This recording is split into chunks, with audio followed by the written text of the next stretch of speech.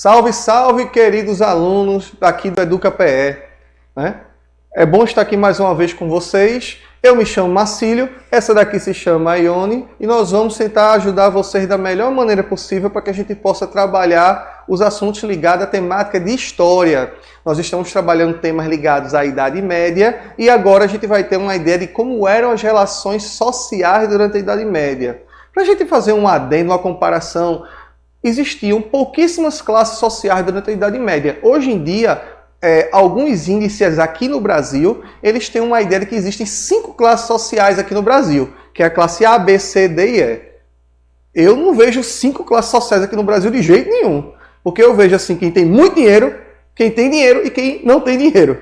Então, a maioria da população está nas classes que não tem dinheiro. Mas como nós estamos trabalhando na ideia de Idade Média, então nós vamos tentar trabalhar isso com vocês a partir de agora. Né? Os principais fatores para essas divisões sociais, né? Elas vão começar a partir do final do Império Romano. O que vai acontecer? Roma estava lá se acabando, sem praticamente pouquíssimos escravos. Quando eu falo pouco, minha gente, eu não estou falando que é 1, 2, 5, 10, 15, não. Estou falando assim, 1 milhão, 2 milhões, ou seja, é na casa do 1 milhão. Por que eu estou dizendo que é pouco? Porque a partir do momento em que os romanos eles pararam as conquistas, parou-se ter escravo. Porque os escravos naquela época eram de conquista.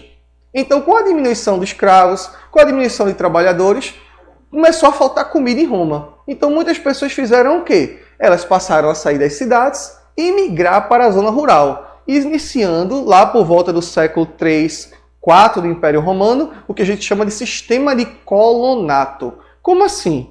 As terras romanas, a partir de suas conquistas, elas eram divididas entre os generais romanos, entre as principais classes sociais, chamadas de patrícios.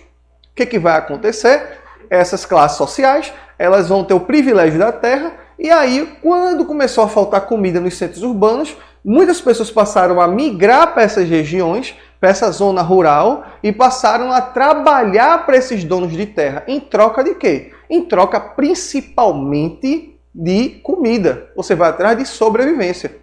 Então, eles plantavam nas terras, parte da sua produção era para os senhores feudais, né? E a partir daí você vai ter o quê? Você vai ter esse senhor feudal, desculpa, esse general, esse dono de terra, esse patrício, esse general romano, ele passando a fornecer uma segurança, principalmente por causa da invasão dos povos bárbaros, né? Lembrando que os povos bárbaros eles começaram a entrar no Império Romano de forma pacífica, né? Primeiro nas fronteiras, primeiro para proteger essas fronteiras romanas, e depois aí, meu querido, quando chegou os hunos, pau na moleira, meu velho. Os hunos não queriam saber de estar batendo papo. Então a ideia era bater de frente com outros povos. O que acabou gerando um sério conflito, né? Onde esse sério conflito, a gente vai começar a perceber que começaram a chocar interesses. Povos bárbaros batendo com os outros povos, né? Praticamente de mesma origem. Né? O sistema feudal ele vai ser criado a partir de uma mistura entre colonato e comitatus. O que era o comitatus? O comitatus era tipo o colonato, só que na visão dos povos bárbaros. O que eles faziam? A partir do momento em que eles dominavam as terras, eles passaram a perceber que as populações que ali moravam, elas tinham que fazer tipo um contrato de lealdade. Né? Como é que era esse contrato de lealdade?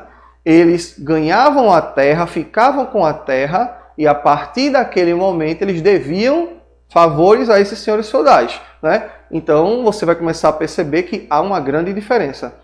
A Igreja Católica cresceu muito durante a Idade Média, principalmente como detentora de terras. Para você ter uma ideia, a Igreja Católica tinha quase 1/3 das terras da Europa em determinado momento, quase metade das terras cultiváveis, então você vai começar a perceber que dinheiro no bolso era o que a Igreja Católica tinha. Né? Então o poder dela nesse período era enorme, sem contar principalmente com relação à questão que a gente vai levantar aqui, que está ligado aos monarcas europeus, né? Que passaram também a dever bastante. As relações feudais. Né? Existia um sistema de relação feudal entre suzerano e vassalo. O suzerano era o rei. Não é porque existia Idade Média que não existia rei. O rei existia, mas ele não tinha poder. Como assim poder, Marcílio? Eles acabavam ficando muito limitados à região em que era dele. Por exemplo, ele é dono de uma casa, então ele vai dominar a casa. Já na casa do vizinho, apesar dele ser o rei do todo lugar, ele ia chegar na casa do vizinho, mas ele não podia mandar na casa do vizinho. Porque o vizinho é que tem toda a autoridade lá dentro. Então, o rei era o suzerano e o senhor feudal era o vassalo, né? Então, você vai começar a perceber essa diferença. Os vassalos, eles recebiam uma terra, né, como eu estava dizendo, e tinham como obrigação auxiliar o seu suzerano, né? O que acontece? O cara ganha um pedaço de terra, ele pode ter o próprio exército dele, ele pode fazer uma série de coisas, ele pode fazer uma série de colocações, né? Ele pode mandar ali fazer o que ele quiser, então o direito todo era dele. É o que a gente chama de poder de fato e poder de direito, né? O que é isso aí? O poder de fato é de quem manda, quem está naquele lugar. O poder de direito era do rei. Ah, mas o rei ele não tinha autoridade sobre aquelas terras. Ele não é doido. Porque primeiro ele precisava do exército do senhor feudal para poder mandar em alguma coisa. Se o senhor feudal não manda o exército para apoiar o rei, poxa, coitado, como é que ele ia entrar em guerra? Não tinha como, né? Então essas relações elas passam a existir, né? E elas têm que ser respeitadas. Até o próprio rei respeitava. Então nem tinha como ele ficar contra, né? A questão da sociedade feudal. A sociedade feudal ela tem algumas características, né? Ela é chamada sociedade estamental. O que é a sociedade estamental? Ela não tem uma grande mobilidade social. Ou seja, você nasce numa classe social, você continua nela, você não muda. Você permanece lá até o final da vida. Só que em alguns casos, a gente vai perceber daqui a pouco, a gente vai falar dos servos. Os servos, eles não eram considerados escravos pelo fato de que se a produção dele aumenta, ele poderia vender e trocar essa produção. Era a opção dele, né? Já quando você é escravo, você pode produzir milhões de toneladas que você não vai ter direito a nada. Então você vai ter esse pequeno problema. Mas a gente vai ver isso daqui a pouco, né? Então a sociedade, como era estamental, você tem as três grandes classes sociais, que era a nobreza, que era a classe privilegiada, aquela que ganha a terra, né? O rei dá a terra a esse nobre, aí você vai ter a criação de condados, de marcas, para você também controlar algumas áreas, né? Aí vai ser criado outras categorias da nobreza, como condes, marqueses e por aí vai, né? Já o clero tá ligado à igreja, era hierarquizado, tinha poderes porque eles tinham terras e riqueza, né? Agora, lembrando que o clero, ele tinha o baixo clero e o alto clero. O alto clero formado pelos bispos, cardeais, o papa, que era aquele que detinha dinheiro, e você tinha o baixo clero formado por beatos, formado pelos padres e os monges. Uma coisa que a gente tem que citar também nessa época é que você vai ter, a partir dessa diferença, você vai ter as pessoas nesse período, famílias grandes, colocando os filhos para fazer parte da igreja. Por exemplo, se uma família antigamente ela tinha 2 ou 3 ou 4 filhos homens, a gente saberia que fatalmente, em algum momento, os filhos mais novos, ou 1 ou 2 filhos mais novos, iam ter que entrar para a igreja, né? Não era por uma questão era por uma questão também de status, mas era uma questão mais de sobrevivência. Por quê? Porque aquela terra que o pai dele e o pai da pessoa cuida, ela não dava para alimentar todo mundo. Então ele tinha que arrumar uma forma de poder sobreviver, não é? Continuando aqui, a questão dos camponeses, eles eram um grupo empobrecido, como eu estava dizendo, que sustentava praticamente toda a sociedade, através de uma série de trabalho e de impostos que a gente vai ver daqui a pouco, né? Para você ter uma noção, o servo, ele ganhava um pedaço de terra do seu feudal, ia trabalhar nela, só que parte do que ele produzia ia para a mão do senhor feudal, né? Então a parte que ficava a ele tinha que sobreviver, né? E os vilões? Quem eram os vilões? Os vilões eram homens livres, né? Que já é uma categoria que vai ser criada. Eles deviam algumas obrigações, tipo respeito aos senhores feudais, só que eles não eram presos a terra nenhuma, que era uma coisa que os camponeses, e os que chamavam também de servos, eram. É tipo assim, o pai está lá, trabalha na terra. O filho vai ter que trabalhar naquela terra. O neto vai ter que trabalhar lá. E o bisneto. Aí você vai me perguntar, mas Marcílio, se o cara quiser ir embora? Vai não, filho. Não pode não.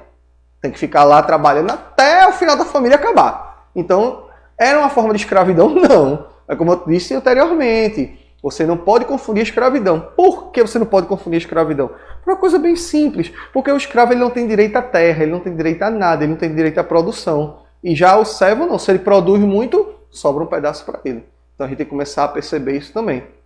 Não é? Os vilões eles tinham a ideia de que eles poderiam migrar de uma área para outra tranquilamente, sem problema nenhum.